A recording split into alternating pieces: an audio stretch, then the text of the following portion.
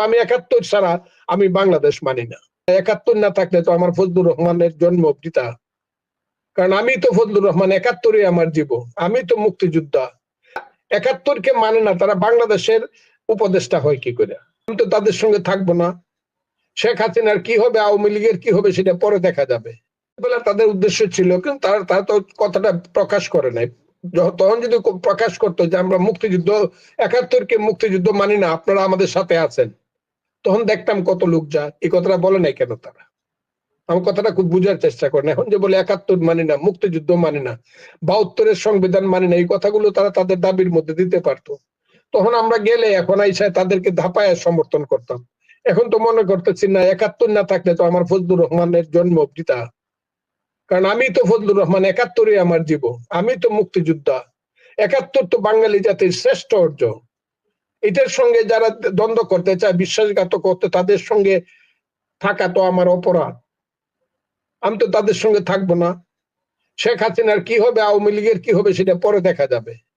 আমি তো ৭১ বাদ দিয়ে কোথাও কারোর সঙ্গে কোনো সরকারের সাথে থাকবো না।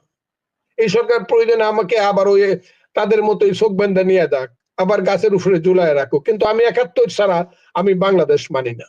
খুব ক্লিয়ার। আর যারা ৭১-কে মানে না, তারা বাংলাদেশের উপদেষ্টা হয় কি করে? তা তো বাংলাদেশ, কারণ ৭১ হইলো বাংলাদেশের মা, মুক্তিযুদ্ধ হইলো বাংলাদেশের মা। মাকে অস্বীকার করে সন্তান হয় কেমনে? আমি সবাইকে কথাটা জিজ্ঞাসা করতে চাই। আরেকটা দল বলছে কি দেশপ্রেমিক নাকি দুইটা দল, একটা হলো সেনাবাহিনী আর একটা হলো তাদের দল। শুনতে আমার মনে হয়েছে, হায় রে, মরি না কেন আমরা? তাইলে যে ৭৭ বছর এই সমাজে আছি, আমরা তাইলে দেশপ্রেমিক না? কথাটা খুব বুঝার চেষ্টা করেন। ওদের ৫,০০০ কর্মী একটা ফজলুর রহমানের সমান হবে না। সততায় বলেন, জ্ঞানে বলেন, বুদ্ধিতে বলেন, বিবেচনায় বলেন। যারা এই কথাটা বলছে, ওদের ৫,০০০ নেতা কর্মী ফজলুর রহমানের সমান হবে না, একটা ফজলুর রহমান। কোথায় কোন সিটে আমার সঙ্গে ইলেকশন করতে চায় কোক, বলো, তাদের বাড়িতে গিয়ে আমি দাঁড়াবো। সিলেটের কোন সিটে তারা ইলেকশন করবে আমার সঙ্গে, তাদের বাড়িতে গিয়ে আমি দাঁড়াবো।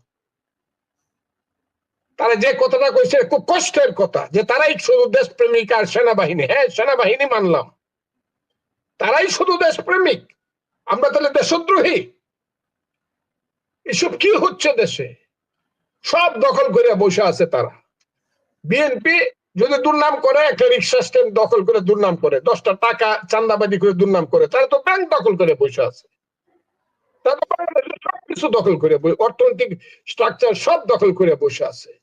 তাদের এত টাকা পায় কোথেকে মোল্লা মৌলবীরা? তারা তো এমন কোনো না যে তারা ডক্টরেট ডিগ্রি করে। আজকে এই এই যে ছেলেদের কথা, যারা তরুণ প্রজন্ম, যারা আপনি বলছিলেন যে এই বৈষম্য বিরোধী ছাত্র আন্দোলনের যারা ৭১-কে মুছে ফেলতে চায়, আপনার কাছে কি মনে হয় যে আপনি তো বলছেন ৭১ আপনার শ্রেষ্ঠ অর্জন জীবনের, আপনি ৭১ না থাকলে বাংলাদেশ থাকে না, ৭১ না থাকলে আপনি ফজলুর রহমান থাকেন না। তো ৭১ কি আপনার মনে হচ্ছে, তাদের কথাবার্তা শুনে কি আপনার একবারও মনে হয় ৭১-এ আপনার ভুল করেছেন, বঙ্গবন্ধু ভুল করেছিলেন, বঙ্গবন্ধু একটা বাংলাদেশ এনে ভুল করেছেন? বলে যে না, ওই লোকটার কথা কয় না, লোকটা খুব খারাপ মানুষ। ওই লোকটা ৬৬ সনে যখনই বলছে তুমি কে আমি কে বাঙালি বাঙালি, তখনই তো আমার মনে কষ্ট হয়েছে। আমি তো আছিলাম স্বাদের পাকিস্তান লইয়া, পাকসার জমিন সাতবাত কিছু আরে হাসিন সাতবাত তো নিশানে আজমে আল ইসরান আর দে পাকিস্তান, এই গান এখনো আমাদের ছেলে মেয়েরা গাইতো, আমরাও গাইতাম।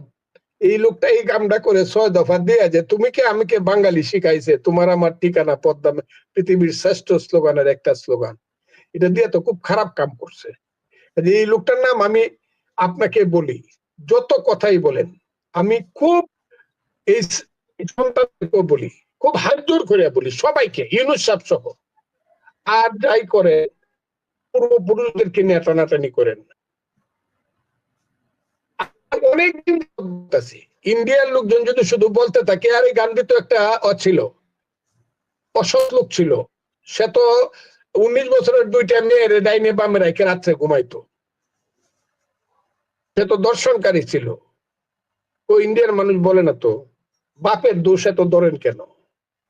ওই জওহরলাল নেহরুর মেয়ে ইন্দিরা গান্ধী যদি বলতো যে আমার মা মারা যাওয়ার পরে ওই ভারতের গভর্নর জেনারেলের ওয়াইফ এডউইনের সঙ্গে আমার পিতার এই ছিল, এই সম্পর্ক ছিল। এইগুলো নিয়ে যদি ঘাটতে থাকেন, এই ঘাটতি তো কারো কম হবে না। আমি তো সবার বাড়ি চিনি, গড় চিনি, এমন লোক নাই যারা বঙ্গবন্ধুর সমালোচনা করেন। আমি অলরেডি বাংলাদেশে তাদের কিন্তু এটাকে কি বলে, জীবন ইতিহাস আমি কিন্তু নিয়ে নিছি। কার বাড়িতে কয়টা বেড়া আছে, কার বাড়িতে দাঁড়িয়ে আছে, কার বাড়িতে ঘর আছে দরজা নাই, কার বাবা কি ছিল, কার বাবা মানুষের বাড়ির পাহারাদার, কার বাবা রাজ পরিবার, সব লয়ে ফেলছে। কিন্তু কার দাদা রাজাকার ছিল, কার দাদার গাছে তুললে মানুষগুলি সব লয়ে ফেলছে। কিন্তু কাজে আমরা এসব করিয়া আমাদের পূর্বপুরুষদেরকে যে ধ্বংস করতেছি, শেরে বাংলাকে শান্তিতে ঘুমাইতে দেন, সোহরাওয়ার্দী, মৌলানা ভাসানী, শেখ মুজিবুর রহমান এদেরকে শান্তিতে ঘুমাইতে দেন। ইতিহাস তাদের বিচার করবে একদিন। এদেরকে নতুন করে টানাটানি করলে কিন্তু খুব ধাক্কা লাগবে ইতিহাসে। ওই তাজউদ্দিন, মনসুর আলী, কামরুজ্জামান, সৈয়দ নজরুল এদেরকে শান্তিতে ঘুমাইতে দেন। আর জেনারেল যারা ছিল, যারা যুদ্ধে দেশ স্বাধীন করছে, যাদের প্রধান সেনাপতি এমএজি উসমানী, যিনি হলেন ওই যে সেঞ্চুরি মারছে মুক্তিযুদ্ধে, major Zia, I do hereby declare the independence of Bangladesh. এই যে major Zia on behalf of our leader Bangabandhu Sheikh Mujib second time এই কথাটা বলছিল, সেই মেজর জিয়া, এদেরকে শান্তিতে একটু ঘুমাইতে দেন। প্রত্যেকের গায়ে আঁচল লাগাইবার চেষ্টা করেন না, তাইলে কিন্তু জাতি থাকবে না, দেশ থাকবে না। আপনারা তো মুক্তিযুদ্ধ বাদ দিয়ে এই কামটা করতে চাইতেছেন, আবার নিতে চাইতেছেন আমাদেরকে লাহোরের শালিমার বাগে নিতে চান, আর দেখতে চান আমাদের বোনদেরকে এসে সুন্দর সুন্দর ছেলেরা বিয়ে করে আমাদের বাইগনা বাগনিকে খুব সুন্দর ভাবে জন্ম দিব, এটাই তো দেখতে চান। এগুলা করেন না, আমাদের পূর্বপুরুষদের এত অপমান করেন না কেউ। কথাটা আমার খুব ক্লিয়ার। ইতিহাসের যারা আমাদের পূর্বপুরুষ বাঙালি জাতির, তাদেরকে এত অপমান করেন না। প্রত্যেক দিন উঠে ঘুম থেকে উঠতে শেখ মুজিবুর রহমানের গালি দেন কেন? এখন আবার জিয়াউর রহমানকে গালি দেওয়া শুরু করছেন কেন? এত সত্য বাড়িতেছে। এখন তো সার্জিস আলম বক্তৃতা করে ইসলামী ছাত্র শিবির ছিল ভ্যানগার্ড আন্দোলন, জুলাই আন্দোলনের, তো বলছে ওই দিন পরিষ্কার ভাবে বলছে। কেন আগে বলেন নাই কেন? গোপনে গোপনে কি করছে?